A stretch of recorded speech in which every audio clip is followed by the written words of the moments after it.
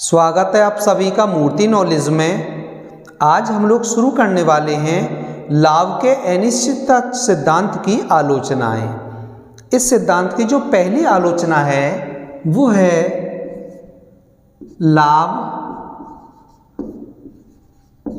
लाभ केवल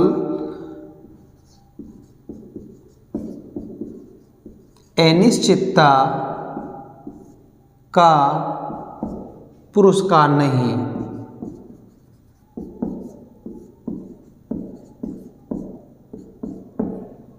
सिद्धांत ये मानकर चलता है कि जो लाभ प्राप्त होता है वो अनिश्चितता के कारण प्राप्त होता है, लेकिन आलोचकों का ये मानना है कि इस अनिश्चितता के अलावा भी कुछ ऐसे महत्वपूर्ण तत्व हैं जिनसे साहसी को लाभ प्राप्त होता है,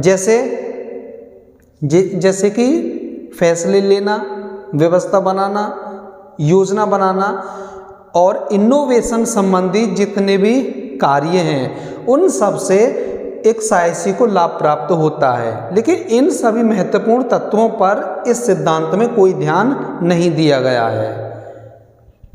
दूसरी जो आलोचना है इस सिद्धांत की वो है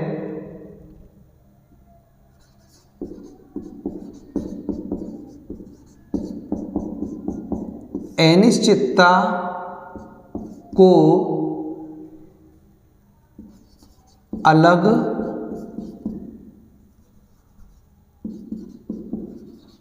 साधन का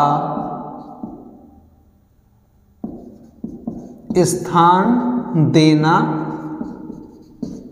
उचित नहीं।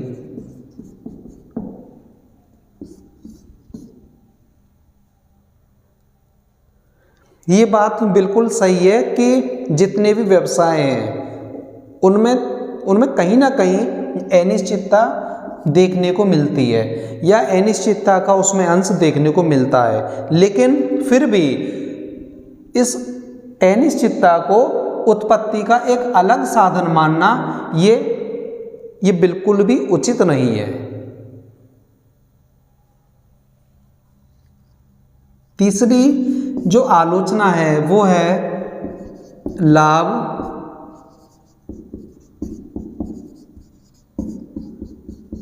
अनिश्चितता का पुरस्कार नहीं बल्कि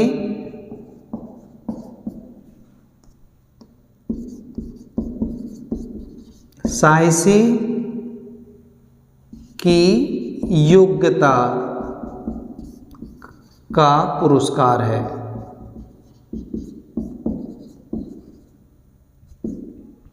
ये सिद्धांत ये मानकर चलता है कि जो लाभ है वो अनिश्चितता के कारण एक साहसी को प्राप्त होता है, लेकिन आलोचकों का ये मानना है कि जो लाभ है वो साहसी की योग्यता का पुरस्कार है, ना कि अनिश्चितता के कारण प्राप्त होता है।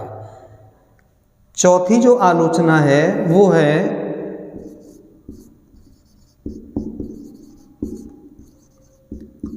एकाधिकारी के लाभ की व्याख्या नहीं।